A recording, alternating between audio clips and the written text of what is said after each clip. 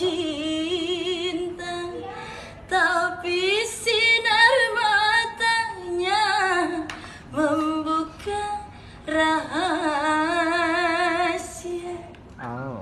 Terasa, sungguh sangat terasa jika berjumpa muka dan bertutur sapa.